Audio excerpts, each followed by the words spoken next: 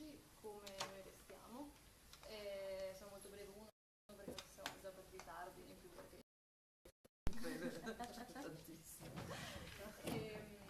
abbiamo già fatto un precedente incontro con il professor Petrini sulla storia dell'integrazione europea, proprio per smontare la retorica che dice che l'Unione Europea è nata come unione dei popoli per creare pace tra gli stati, e appunto proprio mascherando questa retorica dicendo che in realtà l'Unione Europea è intrisa di razzismo istituzionale. Basti vedere appunto la dichiarazione di Juncker, ex commissario, presidente della Commissione Europea, che parla di paesi PIGS che spendono i loro soldi e riaprono i loro patrimoni per andare a donne e spendere in alcol. L'altra retorica in cui siamo intrisi all'interno dell'università è quella che ci dice che l'Unione Europea è un'opportunità per uscire dalla crisi, e questo lo smonteremo nel prossimo incontro con il professor Gattei di economia e Vincenzo Maccarone, che è un ricercatore di Stato di Torino, e si occupa proprio di Unione Europea, relazioni industriali eccetera, per vedere come invece proprio l'Unione Europea e l'euro sono state messe in causa della crisi economica. L'incontro che facciamo oggi parla di ordoliberismo, che cos'è e come è impattato sull'Unione Europea. Questo perché un'altra cosa che spesso ci viene detta è che l'austerità è stata una deviazione da quello che invece era il percorso glorioso dell'Unione Europea di unificazione dei popoli per portare alla pace, appunto. E invece quello che abbiamo visto appunto con l'austerità sono state liberalizzazioni, privatizzazioni, smantellamento dei diritti sociali, smantellamento dei diritti del lavoro, indebolimento del ruolo dei sindacati eccetera, cosa che ha provocato un aumento delle disuguaglianze sia interne, quindi tra classe media che sceso negli imperi e borghesia e soprattutto le classi popolari, ma soprattutto anche esterna, quindi con un processo di periferizzazione in contrapposizione invece al nord Europa, questo attraverso un processo di smantellamento degli impianti industriali e di industrializzazione dei paesi del sud, appunto chiamati PIGS, proprio per rimarcare l'impianto razzista istituzionalizzato. Secondo me appunto l'austerità non è una degenerazione di quello che era l'Unione Europea, il percorso virtuoso dell'Unione Europea, tutt'altro, si pone in piena continuità, e anzi la crisi economica ha prestato il fianco per tutte quelle politiche che erano in cantiere in realtà da tempo e che in pieno vanno a sostanziare quello che era il progetto iniziale. Secondo noi, diciamo, riassumendo, l'Unione Europea, proprio per andare più veloci possibili, si fonda su 3 pilastri. Uno è appunto l'ordoliberismo di cui parliamo adesso, brevemente, perché appunto verrà approfondito. Non è più il liberismo americano che parla di la mano invisibile del mercato che va e crea un sistema perfetto perché gli attori sociali sono perfetti. L'ordoliberismo si accorge che gli attori economici sono fallibili, e per questo richiede uno Stato forte, che possa essere o lo Stato-nazione o appunto un sistema sovranazionale come l'Unione Europea, che crei un sistema in cui venga rispettata la competitività e la competizione tra gli attori economici, e si basi appunto sull'autoimprenditorialità, l'imprenditorialità, e annulli invece tutti quei sostegni pubblici che invece vanno a dopare quello che dovrebbe essere il libero esercizio delle attività economiche, e di tutti quegli intermediari sociali, di quei corpi sociali intermedi come i sindacati, che invece fanno gli interessi di una qualche classe sociale. L'altro pilastro che noi identifichiamo è il funzionalismo. I diktat che noi subiamo sulla nostra pelle non sono frutto di politiche comuni condivise, cosa che sarebbe quello che creerebbe un'unione tra popoli, bensì un'aggregazione di funzioni. Si è partito dalla comunità del carbone e dell'acciaio,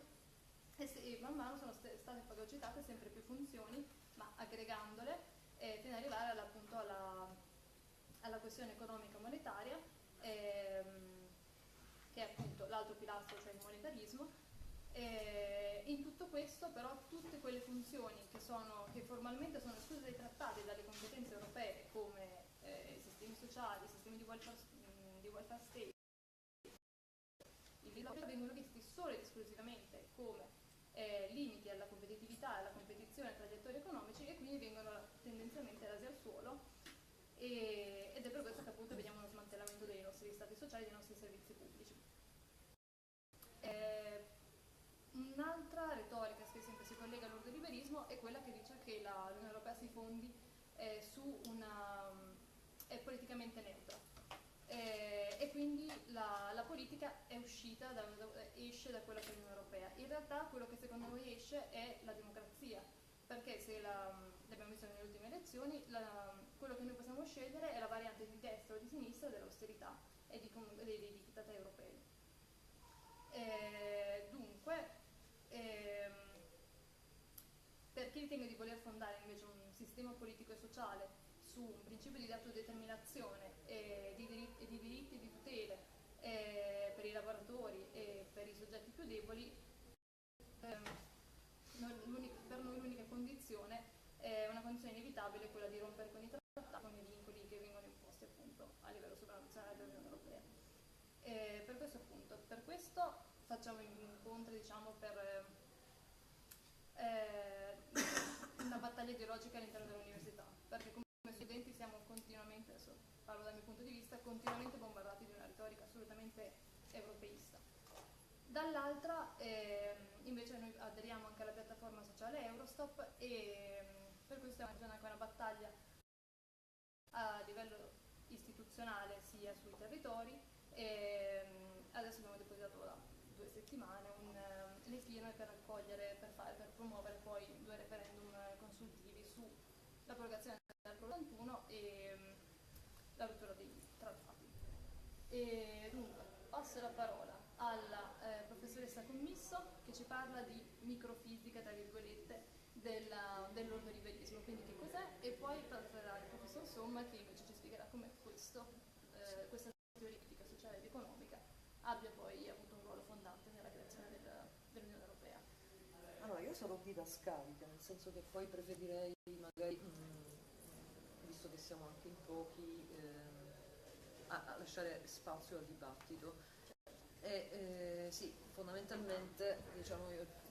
cerco di tracciare le linee di quel percorso che porta alla definizione di una Costituzione europea, perché di fatto esiste una Costituzione economica europea, si chiama economia sociale di mercato. Economia sociale di mercato arricchita della locuzione altamente competitiva, e dà il segno di qual è appunto l'obiettivo politico-economico dell'Unione Europea, che fondamentalmente, ripetendo un po', richiamando quello che dicevi tu, abbandona quello che è l'obiettivo della piena occupazione, che ha retto, diciamo, l'ordine sociale ed economico del dopoguerra, all'insegna delle politiche keynesiane, anche se su questo dovremmo dedicare ampio spazio per capire poi la concretizzazione storica della proposta di Keynes, in che cosa è consistita, e invece abbandona appunto l'obiettivo della piena occupazione per abbracciare quello della competizione, della competitività estesa all'intero tessuto sociale, e subordinando appunto a questo obiettivo l'occupazione come effetto di sgocciolamento, diciamo, degli effetti benefici della competizione di mercato. Quindi vorrei appunto tracciare questo profilo, che porta appunto alle politiche di austerity di destra e di sinistra, ma fondamentalmente queste politiche non sono una risposta a una crisi ciclica o inaspettata, sono fondamentalmente la concretizzazione storica di un programma politico che ha diciamo, origine negli anni 20 e 30 del Novecento. Gli anni 20 e 30 del Novecento sono appunto un momento che adesso leggiamo come crisi, a cui, diciamo, che ha trovato anche una risposta nelle politiche, nell'assetto keynesiano, fordista, diciamo, del capitalismo, ma in realtà nel momento in cui si sviluppava questa crisi, il clima di turbolenza politica, sociale ed economica era tale che, diciamo, i teorici marxisti del tempo profetizzavano appunto una fine del capitalismo del laissez-faire, cioè di quella formula del libero mercato, della spontaneità, cioè dell'ordine naturale di mercato, e di fatti sia Hilferding che Luxemburg e poi alcune critiche sociologiche come per esempio quella di Sombacher eccetera prospettavano appunto o una tendenza attraverso la concorrenza verso la concentrazione monopolistica, quindi un assetto monopolistico per il mercato e si ha una tendenza verso l'imperialismo per risolvere appunto quello che in economia si chiama crisi di sovraccumulazione, quindi l'espansione imperialistica dello Stato attraverso appunto la teorizzazione di Rosa Luxemburg. Ecco, l'ordoliberalismo diciamo, comincia il nucleo diciamo, teorico dell'ordoliberalismo va proprio inizia il suo percorso proprio da queste critiche alla crisi del capitalismo. Fondamentalmente l'operazione epistemologica degli ordoliberali, cioè mi riferisco al primo nucleo di teorici che si forma e si struttura intorno alla scuola di Friburgo, penso a Walter Eucken, Rock, Rousseau, che sono diciamo, i padri dell'ordoliberalismo tedesco, cominciano appunto a riflettere su quella che sembrava ormai la fine di un percorso, no? Cioè la contraddizione più viva della logica del capitale, riconcettualizzano fondamentalmente intorno a queste critiche diciamo, il progetto liberale, cioè l'assetto liberale dell'economia fino a per appunto loro il termine di neoliberalismo, difatti è di matrice tedesca e poi al famoso colloquio Lippmann del 1939 in Francia a Parigi nasce un progetto specifico di rivitalizzazione del liberalismo che diciamo, aveva come obiettivo quello di diffondere, praticamente di fare proselitismo e di appunto costruire dei veri e propri think tank di pensiero neoliberale che avrebbero dovuto diciamo, sviluppare, espandere, diffondere il pensiero che era stato formulato. Ora, ovviamente questa teorizzazione è stata per anni marginale fin quando l'economia, diciamo, la proposta keynesiana è stata dominante, però man mano si è affermata ed espansa attraverso appunto il pacchetto cosiddetto hayeckiano e poi è arrivato negli Stati Uniti attraverso appunto la critica all'interventismo di Stato, una critica in qualche modo anarco-liberale, ma che ha avuto poi nella scuola di Chicago un altro bacino di coagulazione. Quindi il percorso, ovviamente quando si parla di economia sociale di mercato, come giustamente spesso Sandro riafferma, la locuzione è ambigua, nel senso che economia sociale di mercato è allettante nel termine da diversi fronti, cioè piace ai liberali per l'economia di mercato, però la locuzione sociale è appetibile anche ai socialdemocratici, per cui insomma c'è una sorta di trasversalità di consenso intorno a una formula che veramente è del tutto ambigua. Io cercherò appunto di dimostrarvi dove sta il nocciolo della questione dell'economia sociale di mercato o comunque dell'ordoliberalismo. E un'altra breve digressione riguarda il fatto che spesso quando si attribuisce la qualifica di ordoliberale all'assetto dell'Unione Europea, si pensa soprattutto alle politiche economico-finanziarie, all'assetto economico-finanziario, per cui si pensa per esempio alle variabili monetarie, quelle puramente economiche, e quindi si tende a pensare l'ordoliberalismo come una sorta di neomonetarismo, cioè di una riattivazione in qualche modo della liberalizzazione dei mercati, dei capitali e del commercio e quindi si pensa in qualche modo a un ritorno al liberismo del laissez-faire dopo la parentesi keynesiana, no? Di intervento pubblico sull'economia. In realtà questo riflette soltanto una parte del problema, perché il programma politico sociale, economico, politico, ordoliberale fondamentalmente ha un obiettivo, cioè quello di ristrutturare fondamentalmente e produrre un nuovo ordine sociale, quindi è un programma che impatta direttamente e ristruttura il sociale, ma non nei termini novecenteschi della preminenza del sociale sull'economico, ma al contrario di conformare la società nella forma dell'impresa e quindi attivare quel famoso spirito imprenditoriale che sembrava soffocato dall'intervento dello Stato e che è appunto il cruccio principale dei teorici della scuola di Friburgo. Ora io non sto a ricostruire la biografia ambigua per certi versi di questi teorici tedeschi che sono stati per certi versi anche vicini al nazionalsocialismo alcuni, ma credo che la biografia sia poco importante quanto invece il fatto che fossero dei sinceri difensori dell'economia di mercato, quindi l'avversario fondamentalmente era la pianificazione, quindi la pianificazione politica e fondamentalmente quindi Keynes, e soprattutto il nemico fondamentale è l'affermazione di un insieme di diritti, no? Che loro chiamano i diritti sociali, che loro riconducono alla forma della dittatura del collettivismo, cioè il problema del conflitto di classe fondamentalmente lo riconcettualizzano nei termini di una privazione dello Stato, della sua autorità di produrre ordine sociale ed economico, e in questo senso l'affermazione di diritti speciali, di interessi speciali, quali per esempio quelli dei lavoratori e delle loro organizzazioni, e dall'altra parte di imprenditori in qualche modo pigri che non vogliono appunto giocare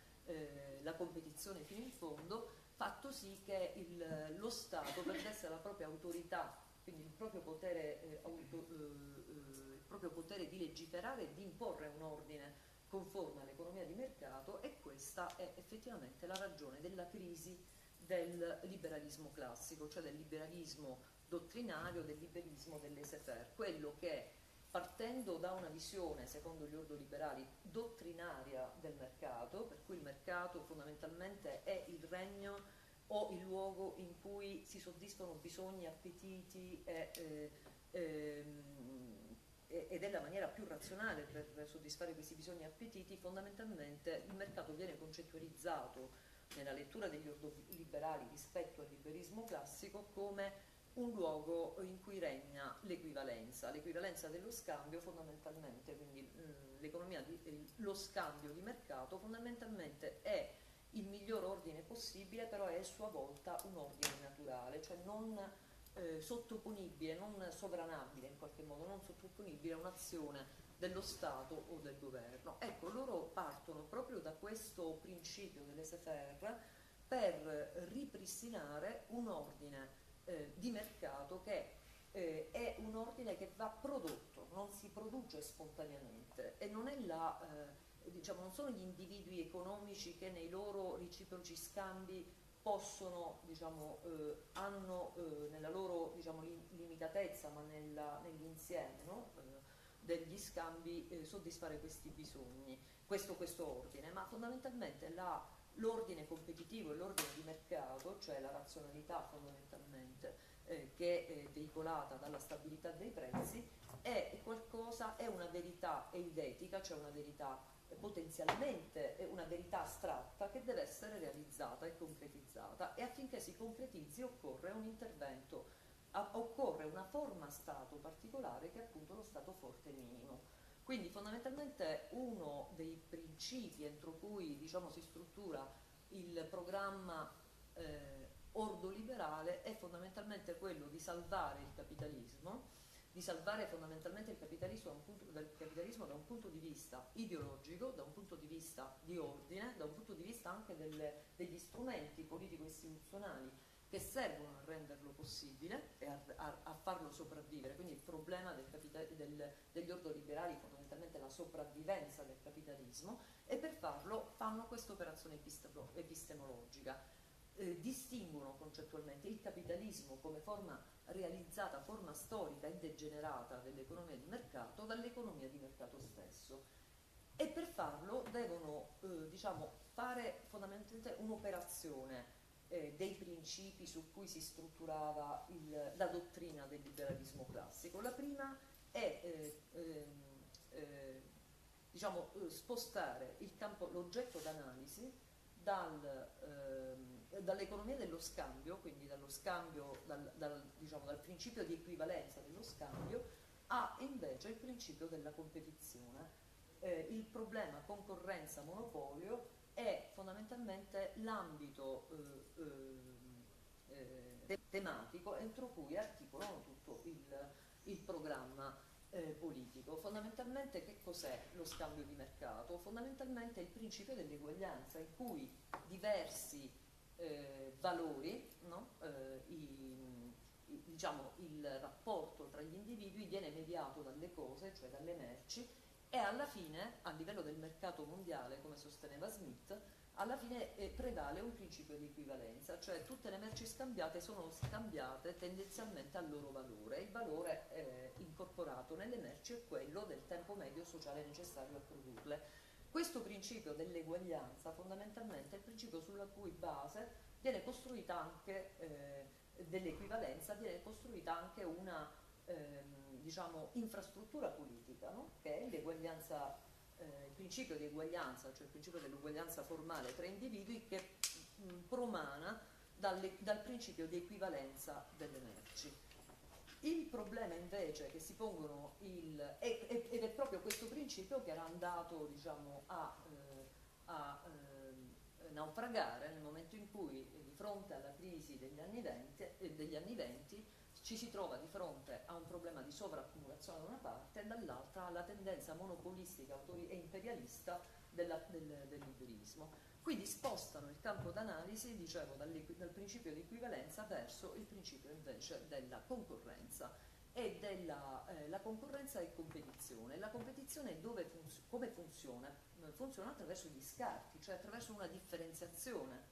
attraverso la possibilità di riprodurre non l'uguaglianza ma la differenziazione e lo scarto, e questo principio della competitività deve essere esteso non soltanto al campo economico ma all'intero campo sociale, attraverso un principio che è quello dell'azione economica, che è un'azione che è mossa non dall'istinto o dall'appetito di soddisfare i bisogni, con un bisogno che è quello di accedere, insomma, a valori d'uso, ma è il bisogno di realizzare lo spirito imprenditoriale, che è fondamentalmente quello, il motore attraverso cui è possibile produrre e riprodurre il sistema appunto dell'economia di mercato. Quindi già qui c'è un programma politico-sociale che è incardinato in questi principi apparentemente esclusivamente economici, che invece sono dei principi di strutturazione sociale, che poi si concretizzeranno fondamentalmente in quelli che sono i principi, diciamo, classici i principi per esempio del programma politico-economico di Eucken, che ha fatto scuola poi, no? Sia in Germania che altrove, che sono appunto il principio della stabilità dei prezzi, l'obiettivo della piena competizione, non più della piena occupazione, perché è proprio attraverso il gioco della competizione che alla fine, quindi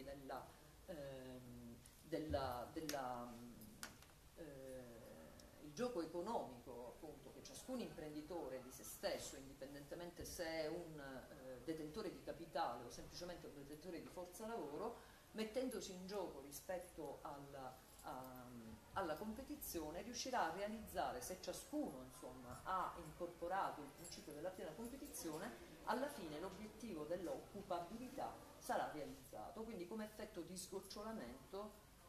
della competizione. Quindi il programma politico sarà quello della stabilità dei prezzi, perché fondamentalmente sono proprio i prezzi che, secondo gli ordoliberali, danno la misura, prima ancora di qualunque politica economica, danno il quadro del funzionamento del buono o cattivo funzionamento dell'economia. Qual è il ruolo dello Stato rispetto a questa funzione? Cioè sarà quella di definire un quadro generale, il quadro entro il quale è possibile produrre o realizzare questa forma, questa astrazione formale che però non ha una concretezza reale, che è appunto il principio della competizione, quindi definire un insieme di interventi che siano finalizzati, interventi quadro, appunto, che producano continuamente il quadro entro cui la competizione si possa realizzare a tutti i livelli. Ecco, io penso che già questi elementi possano bastare oltre che poi mi dimenticavo un altro principio, che è quello della indipendenza delle politiche monetarie dall'intervento dello Stato. Quindi altro elemento, appunto, l'indipendenza delle banche centrali, parte del programma politico definito, badate bene, negli anni 40 del Novecento da Eucken, l'indipendenza delle banche centrali dal controllo politico, cioè fondamentalmente dal controllo dei parlamenti, e il rafforzamento invece di tutte le azioni di governo, quindi non è una sparizione ma un rafforzamento delle funzioni di governo, o diciamo in termini più generali della governance rispetto ai processi economici e sociali, che ovviamente produce gli anticorpi affinché quegli interessi speciali di cui parlavamo prima, cioè gli interessi delle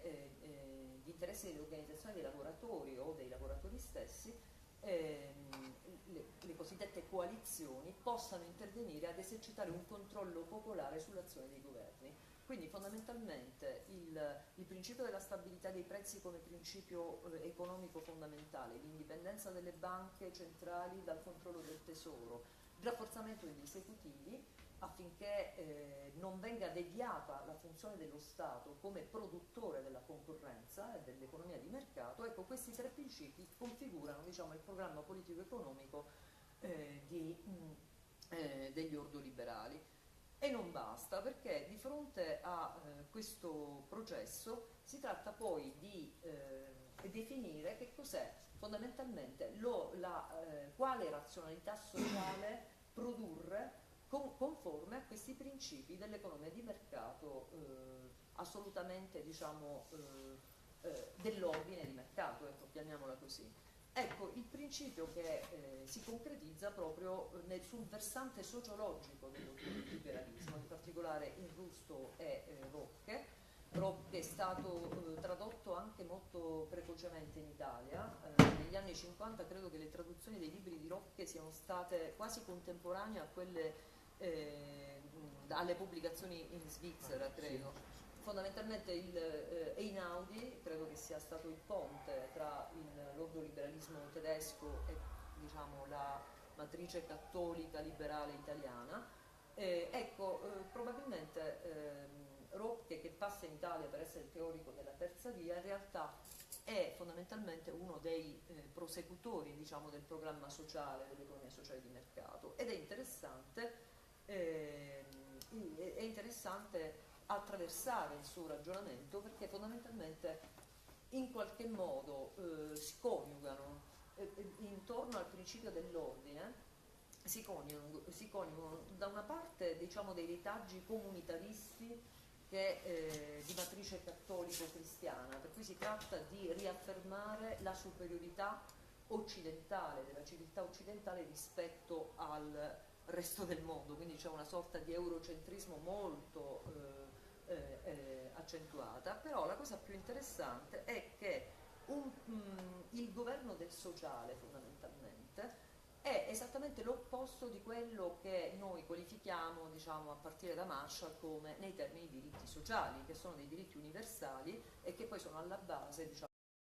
di quello che è stato definito lo Stato sociale. L'ordine sociale che ha in mente Rocche è la costruzione di una società di diritto privato internazionale che sia regolata appunto da una nuova legge mercatoria, da una nuova lex mercatoria, una nuova legge di mercato, fondamentalmente dai principi del diritto civile e non più del diritto pubblico, e che sia soprattutto subordinata alla sovranità del denaro. Sostanzialmente questo è il suo obiettivo, e per farlo occorre quindi smembrare tutto ciò che riguarda, che può essere diciamo, ricadere nell'alveo del collettivismo, cioè di una sorta di elemento collettivo comune, no? Che deriva dalla conquista, dalla lotta, e invece produrre una forma di interventismo sociale che sia da una parte capillare, quindi che spinga verso uno spirito autoimprenditoriale dei soggetti, ma dall'altra produca anche l'agganciamento di questi individui, diciamo, competitori e in concorrenza gli uni con gli altri, nei propri ambienti naturali, nel proprio, diciamo, contesto comunitario. Quindi una sorta di ripristino dei vecchi valori che servono come collante organico, diciamo, della società, e che la società industriale di massa, appunto quella che Rocche intravedeva nel processo di industrializzazione degli anni 50 e 60, insomma in tutto l'assetto fordista o keynesiano della produzione, considerava come smembramento dei legami comunitari, che sono alla base invece processo di costruzione, diciamo, di un ordine sociale conforme al mercato. E credo che proprio questo versante è estremamente sottovalutato, perché spesso quando pensiamo all'assetto neoliberale della nostra società, pensiamo fondamentalmente a un processo di individualizzazione spinta in cui gli individui sono in competizione gli uni con gli altri. Quindi pensiamo in qualche modo a quella che è l'espressione anglosassone del neoliberalismo. In realtà il progetto che mi sembra che si concretizzi sempre più anche nell'assetto dell'Unione Europea sia invece quella di produrre una sorta di diciamo, di utilizzare la società civile come dispositivo di governo. E qui siamo veramente in un salto notevole anche rispetto a tutti gli interrogativi che ci poniamo, come ricostituire il sociale, come produrre tessuto, perché fondamentalmente il processo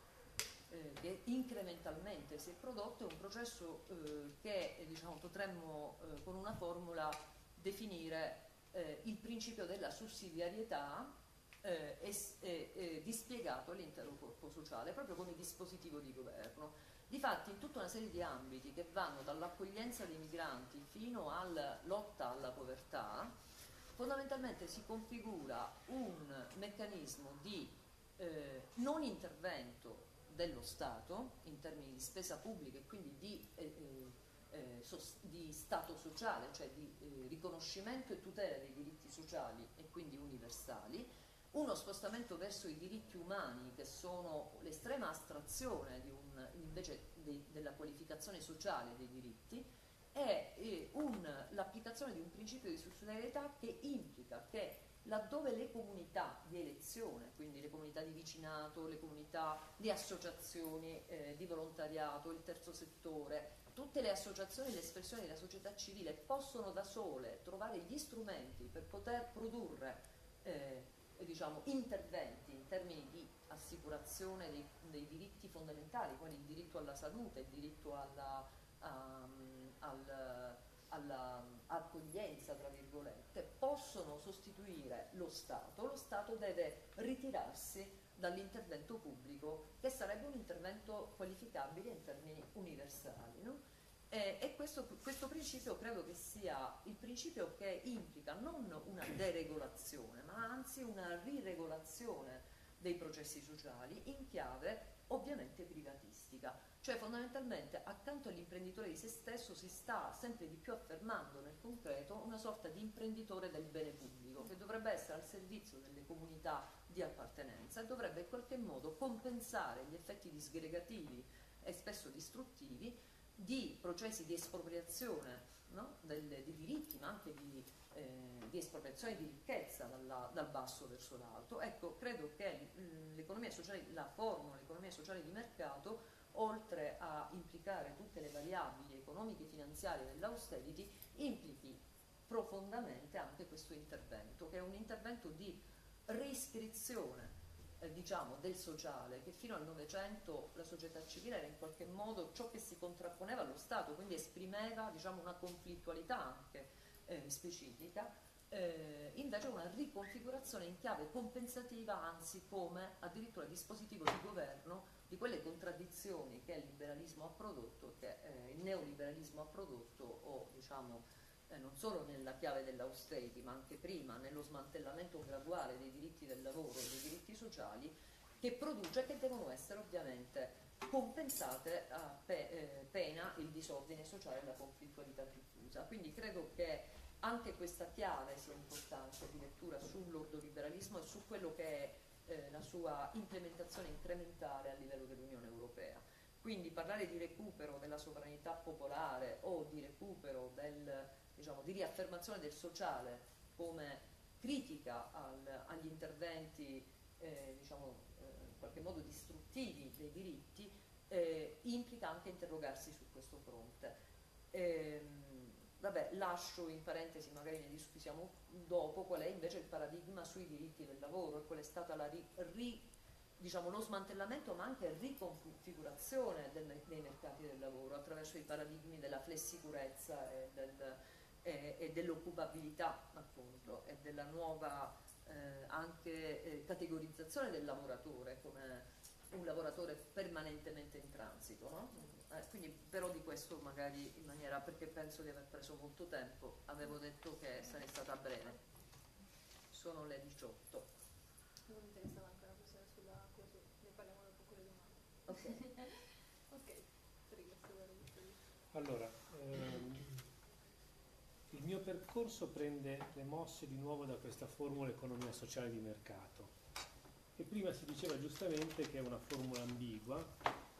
e io aggiungo è una formula volutamente ambigua.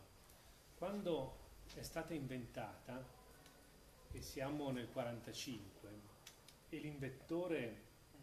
era un signore che era stato iscritto al partito nazista dal 1933 sino alla fine degli anni 30, si chiamava Alfred Müller-Armack. Quando è stata inventata si è voluto in qualche modo nascondere i legami che c'erano tra il modello economico che si proponeva per la Germania al crollo del nazismo e i modelli economici che sono stati utilizzati anche in epoca nazista e soprattutto teorizzati in vista, no, del superamento dell'economia di guerra, cioè per una fase nella quale non prevalevano i motivi di deroga all'economia di mercato, che è una condizione assolutamente tipica per un'economia di guerra. Perché bisognava cancellare le radici di questa espressione? Perché in tutti i paesi che hanno conosciuto un'esperienza fascista, che non a caso sono i paesi sotto attacco prevalentemente adesso da parte della costruzione europea, cioè sono i PIGS, le Costituzioni hanno reagito in modo molto forte all'esperienza fascista, non solo ripristinando la democrazia politica, ma anche costruendo un ordine di democrazia economica, perché era assolutamente diffusa la convinzione che il capitalismo avesse avuto un ruolo nella nascita e nello sviluppo del fascismo, giacché il fascismo si era occupato di mercato, ma lo aveva fatto per sostenerlo, no? Sul presupposto che la mano invisibile non funzionava più, e quindi si chiamava lo Stato a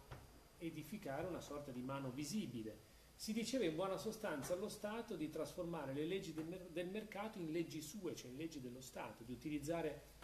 la concorrenza come strumento di direzione politica dei comportamenti, di presidiare la proprietà privata, insomma di comportarsi come una mano visibile del mercato. Quando crolla il fascismo è a tutti chiaro che occorre ripristinare, come dicevo, la democrazia politica, ma anche costruire un sistema di democrazia economica, cioè lo Stato ovviamente si deve interessare del mercato, tuttavia non per mantenere il mercato in equilibrio, ma per difendere le persone dal mercato, promuovere l'emancipazione delle persone anche contro il funzionamento del principio di concorrenza. E questo è qualche cosa, è diciamo così una sorta di anima delle costituzioni di tutti i paesi che hanno conosciuto l'esperienza fascista, e non solo dei paesi nei quali questa esperienza è finita con la fine della seconda guerra mondiale, cioè l'Italia e la Francia, ma anche i paesi che hanno avuto un'esperienza fascista sino ai metà degli anni 70, cioè la Grecia, il Portogallo e la Spagna. In tutti questi paesi le Costituzioni hanno questa anima, no? Che è fatta di uguaglianza sostanziale, di diritti sociali e non solo di Stato sociale, di limiti forti alla concorrenza in funzione appunto della liberazione della persona, della possibilità per le persone di sviluppare un proprio progetto di vita e non di essere sciolti all'interno di un ordine del quale devono alimentare, no, le finalità, che sono in questo caso appunto alimentare il principio di concorrenza, alimentare un ordine di mercato. In Germania no, per tanti motivi, perché la Costituzione tedesca è stata scritta dagli statunitensi, che era una fase appunto di incipiente guerra fredda, per cui bisognava ancorare la Germania all'Occidente capitalista, e poi anche perché si è inventata questa formula, economia sociale di mercato, e non è un caso che l'abbiano inventata questi personaggi che sono usciti dal partito nazista sulla fine degli anni 30, questi erano tutti cattolici. Quindi alla fine degli anni 30 i cattolici effettivamente si staccano un po' dal nazismo perché intravedevano la soluzione finale del problema razziale per come erano impostati i nazisti, E difatti, quando tutti quanti noi pensiamo al nazismo, al fascismo, noi abbiamo in mente la perversione dei diritti politici, esemplificata al massimo dall'Olocausto, no? Cioè l'Olocausto come momento che rappresenta al massimo la perversione dell'ordine politico. E questa è una forma di marketing che ci fa dimenticare che il fascismo e il nazismo non sono stati solo un ordine politico, ma anche un ordine economico, e che la perversione dell'ordine politico è avvenuta in funzione del mantenimento di un ordine economico, proprio perché quell'ordine economico era edificato sui fondamenti dell'ordoliberalismo. L'ordoliberalismo e l'economia sociale di mercato, in particolare questo era il nome che serviva per rendere appealing la formula. Pensate che gli industriali della chimica, in particolare quelli che producevano il gas dei campi di concentramento, avevano finanziato una colossale campagna pubblicitaria, per cui nei quotidiani c'erano le strisce dei fumetti, al cinema c'erano dei filmini che venivano fatti vedere, per rendere questa espressione economia sociale di mercato familiare. Ambigua perché? Perché non vuole dire che c'è un'economia di mercato che viene resa sociale, cioè non vuole dire capitalismo dal volto umano, ma in modo subdolo vuole dire che l'economia di mercato in quanto tale è sociale. Vuole anche dire che è necessario un po' di stato sociale, ma attenzione, lo stato sociale è una cosa ed è legata alla nascita dei totalitarismi e degli autoritarismi in Europa. I diritti sociali sono una cosa diversa, perché un conto è lo stato sociale che viene utilizzato dalle dittature come strumento di scambio, no? Io elargisco qualche prestazione sociale in cambio della rinuncia alla lotta politica. Questo è stato il patto di cittadinanza sotto il fascismo fondamentalmente, e ancora prima in Prussia sotto Bismarck. Lo Stato sociale senza i diritti sociali realizza questo schema. Il diritto sociale è lo strumento per cui le persone pretendono una prestazione dallo Stato senza che lo Stato possa chiedere qualcosa in cambio, perché si ottiene questa prestazione per emanciparsi, si studia per divenire cittadini critici, non per essere inseriti in un pezzo di lavoro. Ovviamente si studia anche per trovare lavoro, però ci si cura non per essere soldati efficienti o operai efficienti alla catena di montaggio, ma per costruirsi come persone. Quindi per gli ordoliberali solo Stato sociale e non diritti sociali, e non è un caso che la Costituzione tedesca non conosca i diritti sociali, bensì solo lo Stato sociale, perché significa quel po' di socialità necessaria e sufficiente a reprimere o prevenire il conflitto sociale, ma non quella invece indispensabile a emancipare la persona. L'Unione Europea contiene, a partire dal Trattato di Lisbona, il riferimento all'economia sociale di mercato nei suoi trattati, ma noi sappiamo esattamente che cos'è, perché i tedeschi, che hanno solo teorizzato l'economia sociale di mercato per tanti anni, a un certo punto l'hanno definita in un trattato, cioè il trattato sull'unificazione, quello che ha preceduto immediatamente l'unificazione delle due Germanie, ha identificato, prima che avvenisse l'unificazione, un modello sociale, politico, economico comune, e per quello che riguarda l'economia si è detto che la base comune era l'economia sociale di mercato, e poi si spiega che cos'è. È quell'ordine incentrato sulla proprietà privata, sulla libera definizione dei prezzi e sulla libera circolazione di tutti i fattori produttivi, cioè capitale, persone, lavoratori, merci, servizi. Questa è la definizione di economia sociale di mercato,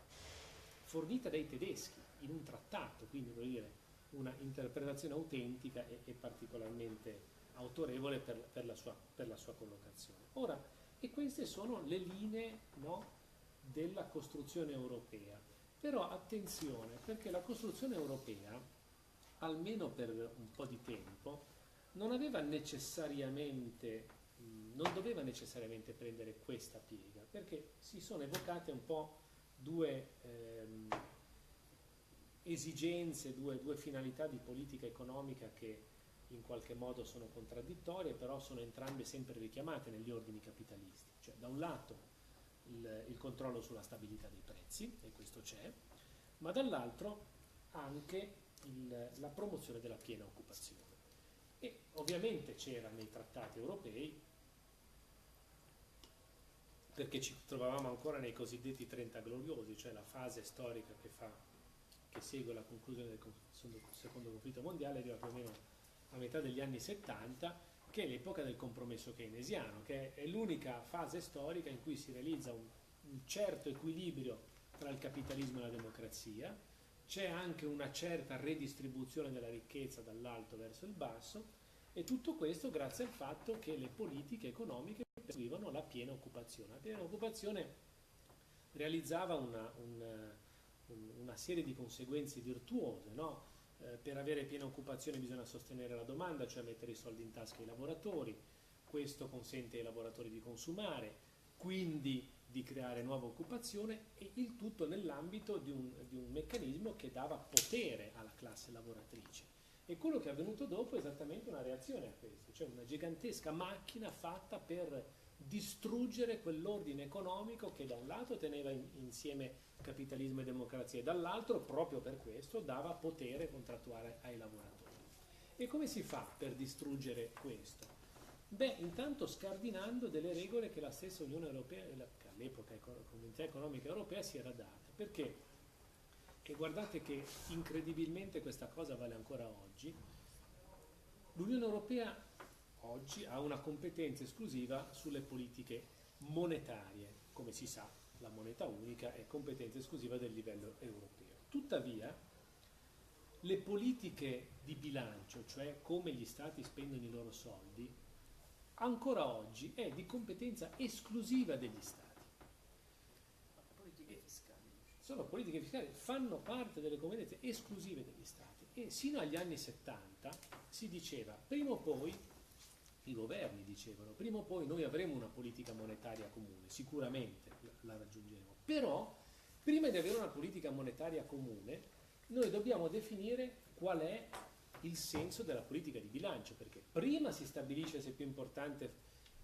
se è più importante la piena occupazione oppure il controllo dell'inflazione, e dopo si scelgono le politiche di bilancio che devono essere una diretta conseguenza, perché se io voglio controllare l'inflazione devo tenere la spesa molto bassa e quindi non posso fare politiche keynesiane, non posso tenere in piedi quel circolo virtuoso che aveva innescato il compromesso keynesiano. Se invece io appunto voglio la piena occupazione, devo avere delle politiche di bilancio che non hanno la paranoia del deficit, del controllo sul debito, eccetera. Questo era perfettamente chiaro a tutti, per cui tutti dicevano, benissimo, allora mettiamoci d'accordo, cerchiamo di capire cosa è più importante, la piena occupazione o la stabilità dei prezzi. Dopo che avremo capito questo, allora sceglieremo la politica monetaria comune coerente con questo. Ora, visto che a partire dalla fine degli anni 70 invece si è voluto inceppare il giochino del compromesso keynesiano, non solo incepparlo, distruggerlo, renderlo non più proponibile per le politiche economiche degli Stati e della costruzione europea, si è deciso di fare un qualche cosa che impedisse e che di fatto inducesse, no, delle politiche di bilancio di stampo monetarista, quindi tutte incentrate sul tema del controllo dell'inflazione, mantenendo la competenza degli Stati su questi aspetti. E come si è fatto questo? Molto semplice, si è scardinato non tanto e non subito e non direttamente il compromesso keynesiano, ma un altro compromesso, il cosiddetto compromesso di Bretton Woods. A Bretton Woods, quando si disegna un po' l'architettura dell'ordine economico internazionale, tra le tante cose si era detto che le merci dovevano circolare liberamente, ma i capitali no. E difatti, ancora adesso, lo statuto del Fondo Monetario Internazionale parla di controllo statale sulla circolazione dei capitali, ma per un motivo molto semplice. All'epoca si diceva questo e si era detto: com'è che si sostiene la crescita dei paesi che hanno bisogno di crescere? Non con la libera circolazione dei capitali, quindi con la possibilità di investitori, per gli investitori di scorazzare liberamente per il pianeta, ma attraverso lo strumento della Banca Mondiale. Questa era l'architettura. Perché se io liberalizzo la circolazione dei capitali, che cosa succede? Che tutti i governi devono fare qualsiasi cosa per attirarli questi capitali, no? Il tipo umano di riferimento degli ordini economici diventa l'investitore, e l'investitore da cosa viene attratto? Da salari bassi e della pressione fiscale bassa. Ma se io ho salari bassi non posso fare politiche keynesiane, perché politiche keynesiane significa mettere soldi in tasca ai lavoratori, e se ho la pressione fiscale bassa anche lì non riesco a fare politiche keynesiane, perché il fisco mi serve per finanziare lo Stato sociale, e lo Stato sociale, come dicono gli economisti, è anche una forma di reddito indiretto, perché se io non devo pagare per l'ospedale, per la scuola, per l'università, si libera reddito per i consumi. Quindi bloccare la circolazione dei capitali. Che cosa fa invece Jacques Delors, che è il presidente della commissione, di 2 commissioni europee, dall'85 al 95, quello che costruisce Maastricht, che è il grande spartiacque nella vicenda europea? Decide, no, una politica di bilancio comune è difficile costruirla, quindi ognuno la tenesse pure a livello nazionale, però noi individuiamo un percorso che ci porterà a una politica monetaria comune e lo faremo in modo tale che poi non ci sarà spazio per politiche di bilancio diverse da quelle che sono incentrate sul tema dell'austerità. E prima di iniziare tutto questo che cosa fa? Liberalizza la circolazione dei capitali, che è un tema che è già contenuto nei trattati europei dal 1957, ma che in virtù del compromesso di Bretton Woods era rimasto sulla carta, cioè nessun governo si era messo lì seriamente a mettere in discussione la libera circolazione dei capitali. Delors arriva, Delors è stato uno dei peggiori leader europei, più prono alle lobby che ci sia mai stato, e questa è una cosa che si può documentare molto tranquillamente, perché negli anni in cui Delors diventa Presidente della Commissione europea, esattamente 2 anni prima, nasce la tavola rotonda degli industriali europei, che è una lobby che rappresenta i grandi industriali europei, che tutti quanti insieme fanno più della metà del prodotto interno lordo europeo. Per l'Italia c'erano Pirelli e Agnelli, per intenderci. Questi scrivono diversi documenti, li trovate in rete perché hanno anche un sito internet, fanno un lobbying da questo punto di vista delle progettualità trasparenti, poi chissà cosa fanno nelle segrete stanze ovviamente, ma insomma, e tutto ciò che ha fatto Delors in pratica è stato dare attuazione a questi disegni. Quindi liberalizzazione nella circolazione dei capitali e costruzione della logica di Maastricht, che è giungere a una politica monetaria comune. Chi poteva, o meglio, intanto alla moneta unica sono obbligati ad aderire tutti, perché gli unici che hanno una deroga sono il Regno Unito, che fortunatamente se n'è andato, e la Danimarca. Tutti gli altri paesi sono tenuti a fare politiche che consentono di entrare nella moneta unica, perché ci sono una serie di parametri che bisogna rispettare per entrare nella moneta unica, come tutti sanno, è il famoso 3%, no, del rapporto deficit-PIL, cioè io posso spendere ogni anno qualcosina in più rispetto a quello che guadagno, ma solo una percentuale minima, il 3% del prodotto interno lordo, e poi anche un limite sul debito, il 60%, lo stock di debito complessivo non deve superare il 60% del prodotto interno lordo. Per avere un'idea di grandezza, ma è a tutti noto, l'Italia è sopra il 130%, quindi sono grandezze del tutto irrealistiche, no, rispetto alle condizioni dei paesi. Come si sa, si è poi arrivati all'idea di pareggio di bilancio. Non è vero che è stato il Fiscal Compact a introdurre il pareggio di bilancio. Il pareggio di bilancio viene introdotto nel 1997 con il patto di stabilità e crescita, che dice: guardate che il 3% è per le situazioni in cui ci sono delle grosse turbulenze sui mercati, perché quando le cose sono normali la regola è il pareggio di bilancio o addirittura il surplus, cioè quindi incassare, gli stati incassano con il fisco fondamentalmente, di più di quello che si spende. Queste sono le regole che si dovevano rispettare, ce n'erano anche altre, però sono le regole che si dovevano rispettare per entrare nella moneta unica, che sono evidentemente regole che hanno a che fare con il bilancio, che formalmente restano però nella disponibilità degli stati, e che vengono poi blindate con una serie di meccanismi, cioè fondamentalmente una sorta di braccio preventivo e un braccio repressivo. Cioè il braccio preventivo è soprattutto un sistema per cui gli stati nazionali devono concordare con la costruzione europea le loro leggi di stabilità, si chiama adesso così, prima si chiamavano leggi finanziarie. ed è un significato il fatto di chiamare leggi di stabilità. Per cui in violazione delle regole più elementari della democrazia e soprattutto in violazione del fatto che il Parlamento dovrebbe avere la disponibilità di una legge importante come la legge di stabilità, si decide che questa legge viene concordata con Bruxelles e quindi alla fine i Parlamenti non possono fare altro che ratificare, non ci sono altri spazi. E poi c'è il braccio repressivo che è la procedura di infrazione per deficit eccessivo che impone le politiche di austerità in modo molto forte. Cioè Maastricht è stato lo spartiacque e vediamo però quali sono, molto brevemente, gli strumenti attraverso cui poi si impongono queste politiche di matrice neoliberale, no? Tutte incentrate sull'ossessione della stabilità dei prezzi, quindi incentrate su una forte riduzione della spesa pubblica, incentrate su un forte ridimensionamento del perimetro della pubblica amministrazione, su una serie di misure che hanno a che vedere con la privatizzazione, con la liberalizzazione dei servizi, più una serie di misure che riguardano il mercato del lavoro. Ecco, tutto questo si ottiene sì, a parole con le cose che sono scritte nei trattati, nelle direttive, nelle fonti europee, ma in realtà è in funzione una sorta di mercato delle riforme molto violento che è il vero veicolo per l'imposizione dell'Europa neoliberale ed è peraltro il principale motivo per cui è illusorio pensare di cambiare questa Unione Europea. L'Unione Europea purtroppo sarebbe tanto bello se la si potesse cambiare con il meccanismo democratico o con altri espedienti o con il conflitto sociale, tutto quello che volete, ma è costruita in modo tale da funzionare così e basta. Quindi o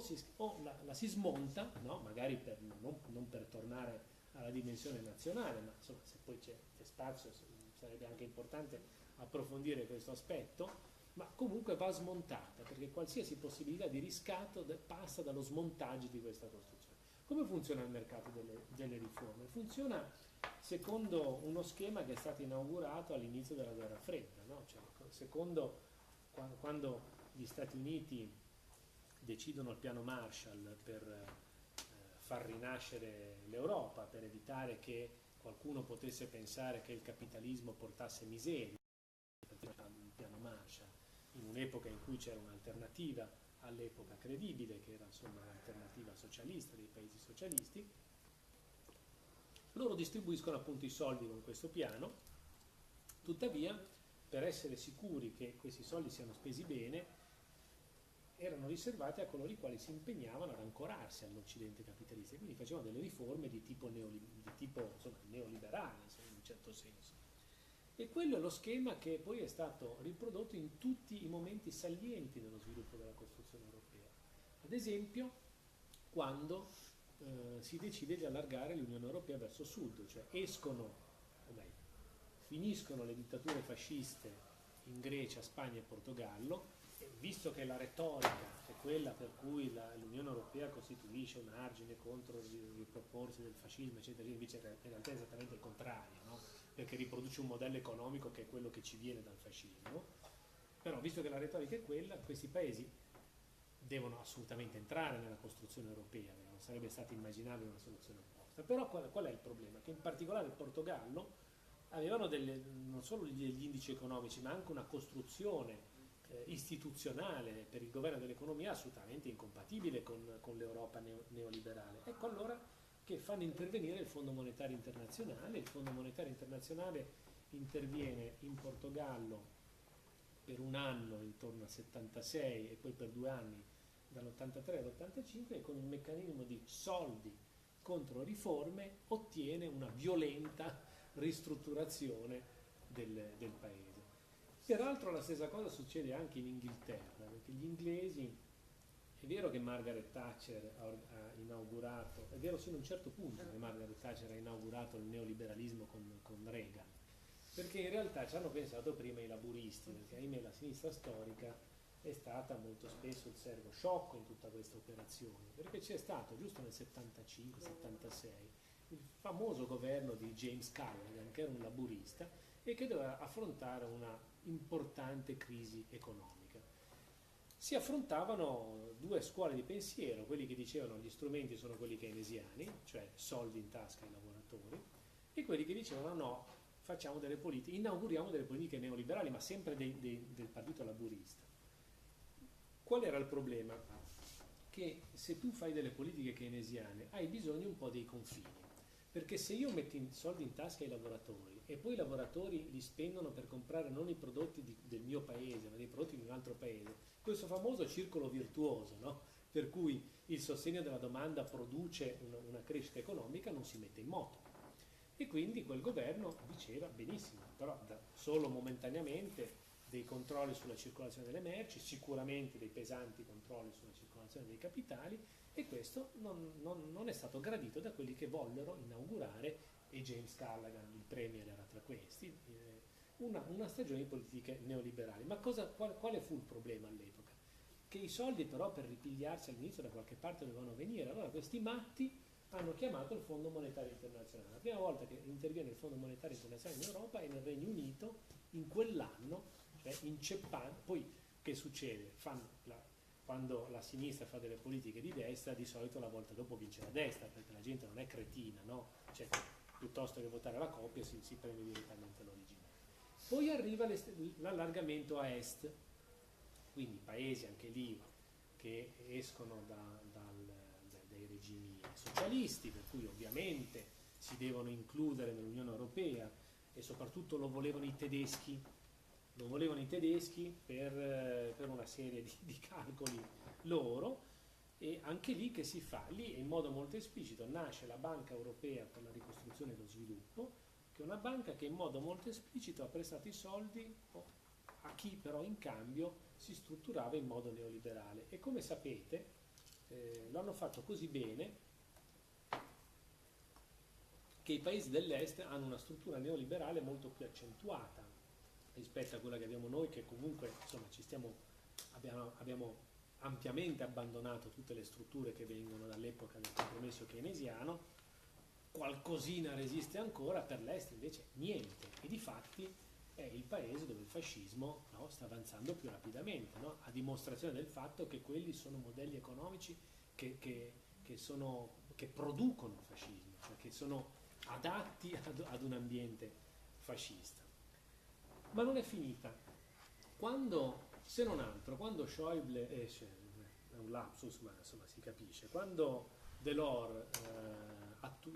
immaginò il suo piano di marcia verso la moneta unica e liberalizzò la circolazione dei capitali, disse: può accadere che i capitali, circolando in modo un pochettino nervoso, impoveriscano alcune zone. Ecco allora che viene immaginato lo strumento dei fondi strutturali europei, cioè sono quei fondi per la coesione sociale e territoriale che servono per intervenire laddove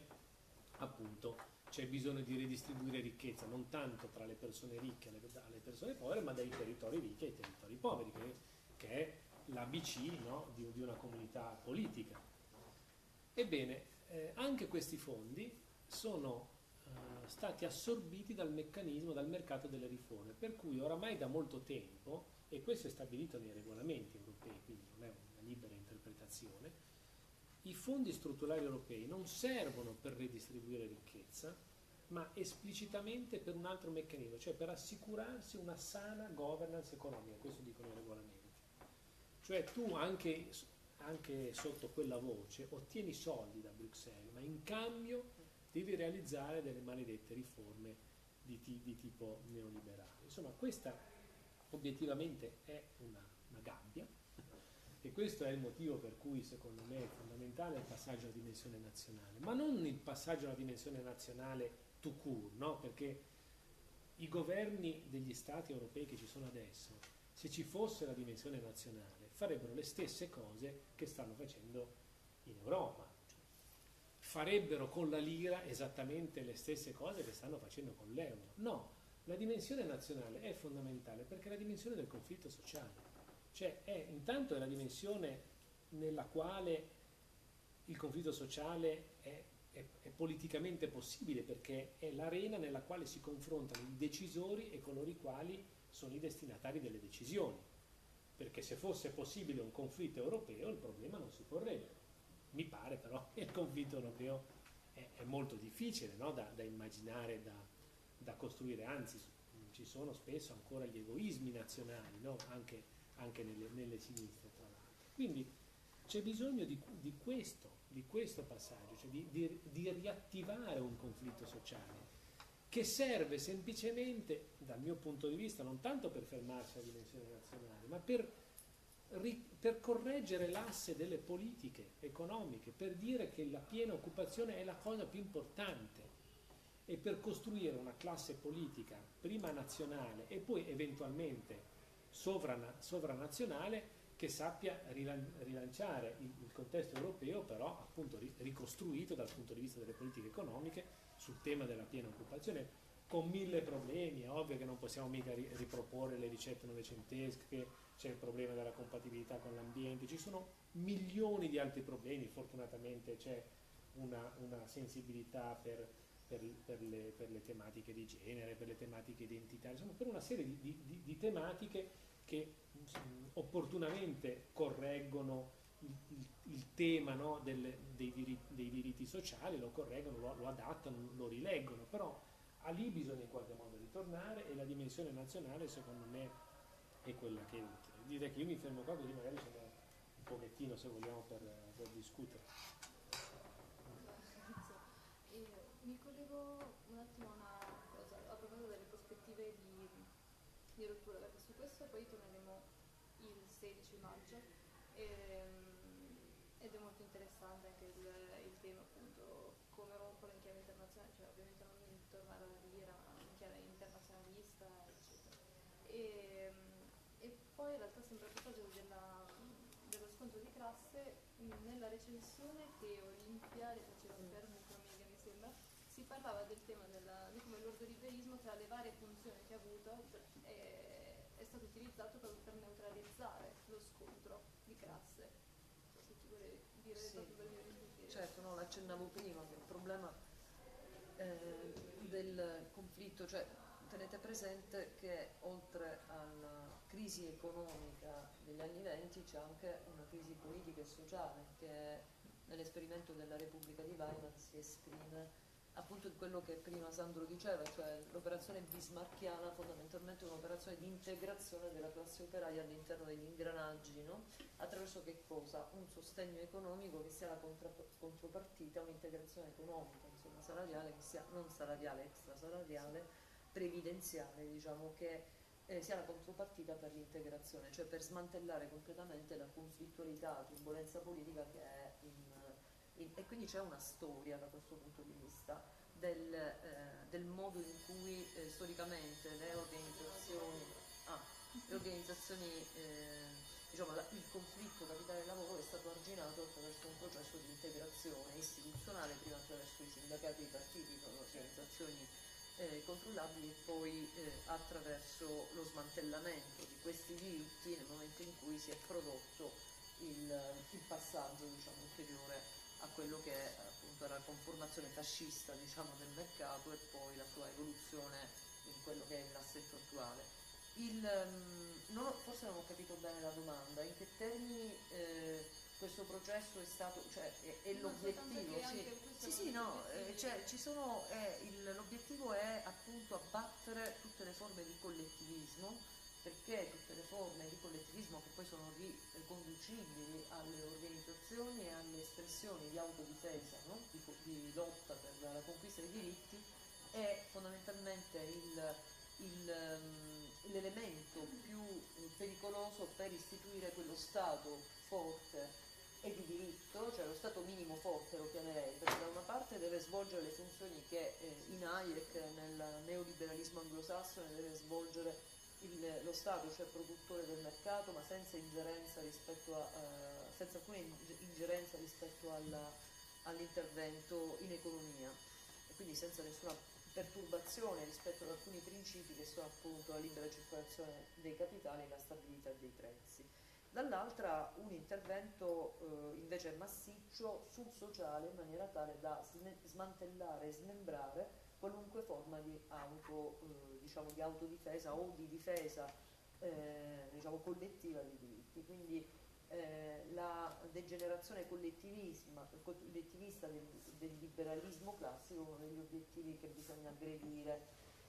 attraverso un'operazione epistemologica che tra l'altro loro fanno retoricamente, perché da una parte il fascismo è la realizzazione concreta, il nazionalsocialismo, come dicevi tu, di un ordine economico di mercato rispetto a cui è possibile leggere una continuità chiara, dall'altra però la retorica che utilizzano è una sorta di continuità tra lo Stato previdenziale di tipo bismarckiano, lo Stato sociale pianificatore e lo Stato nazionalsocialista, quindi fondamentalmente articolano tutta la critica e la loro, diciamo, riabilitazione in quanto difensori della democrazia e del liberalismo, della libertà politica e di mercato, attraverso appunto questa coniugazione o questa, diciamo, continuità tra la pianificazione keynesiana che pretende di intervenire, insomma, no? In deficit anche attraverso dosi massicce di spesa pubblica per finanziare i diritti sociali e la sicurezza tra virgolette sociale, e lo Stato nazionalsocialista che è distruttore appunto del tessuto sociale oltre che dell'ordine di mercato. E questo è ovviamente una lotta, quella che viene definita la lotta di classe dall'alto e che probabilmente diciamo, è anche molto ripetitiva dire lotta di classe dall'alto, cioè nel senso che è evidente che è la lotta che il capitale ha fatto che i capitalisti hanno fatto per riappropriarsi di spazi di manovra e di intervento che altrimenti sarebbero stati fortemente controllati. Anche la retorica quella dell'essere pensieri di se stesso, no? Così responsabilizzando completamente lo Stato, tutto il tessuto, soltanto da quello che soltanto a te quando ti sei vendere. Sì, certo, infatti se uno volesse leggere anche la documentazione europea e le espressioni, come anche la terminologia tecnica sia transitata è vero che nei documenti europei, soprattutto nelle prime formule, oppure per esempio pensate alla Carta Sociale dei Diritti, alla Carta, qual è quella di Nizza se non sbaglio, sì. La Carta Sociale. Allora lì ovviamente si fa il riferimento ai diritti alla salute, ai diritti, diciamo, sociali, alla Carta Sociale, scusami, la Carta Sociale. Però effettivamente questa carta sociale viene poi incardinata dentro i trattati di Maastricht e Lisbona e viene subordinata a una serie di principi che sono di ordine economico, cioè fondamentalmente assicurare in ogni caso dentro il quadro dell'economia sociale di mercato altamente competitiva. E questo è evidentemente un salto, nel senso che i diritti non dovrebbero avere appunto, non dovrebbe richiedere una contropartita, non è che lo Stato dà in cambio di, dovrebbe appunto funzionare in termini di deficit di spesa pubblica, e così è successo per tutta la spesa pubblica, ha sostenuto appunto il moltiplicatore keynesiano e poi il meccanismo, l'ordine, diciamo, e la crescita, lo sviluppo dell'assetto liberal keynesiano dell'economia. Quindi fondamentalmente c'è una transizione, diciamo, dei termini, per cui dall'obiettivo della piena occupazione si passa al principio dell'occupabilità. Cosa deve fare lo Stato attraverso la leva fiscale?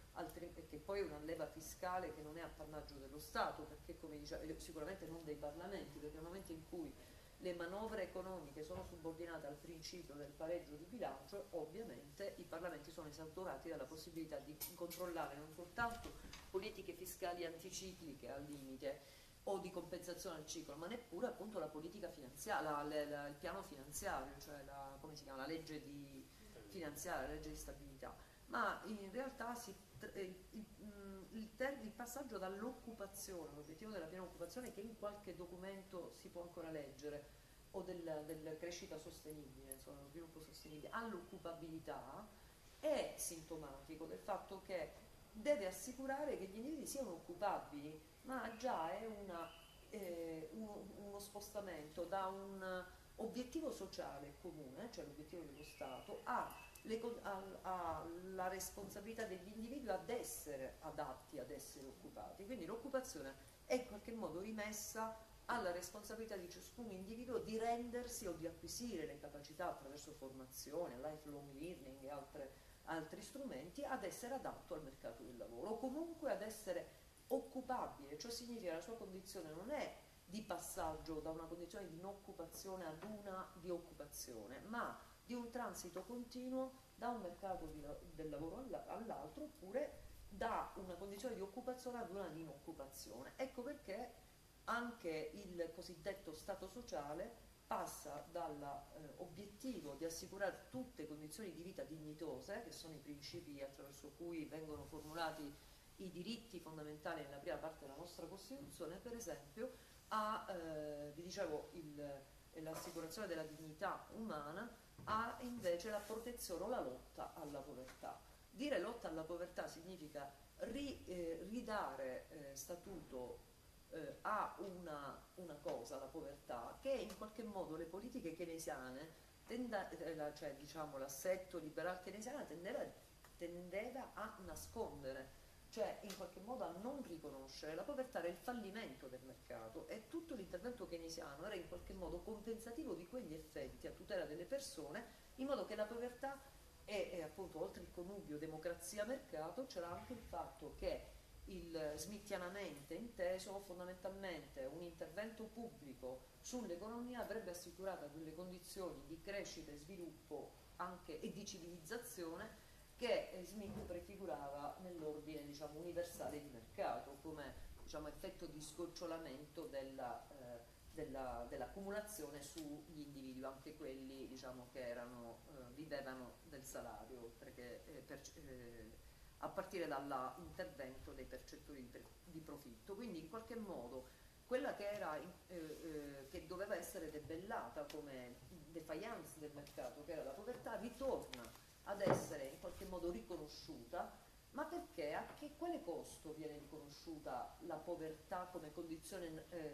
attuale dell'esistenza del capitalismo in questa fase? Semplicemente perché quella povertà viene rimessa come causa originaria all'incapacità degli individui di attivarsi in maniera adeguata e conforme a quelle che sono le richieste del mercato. Quindi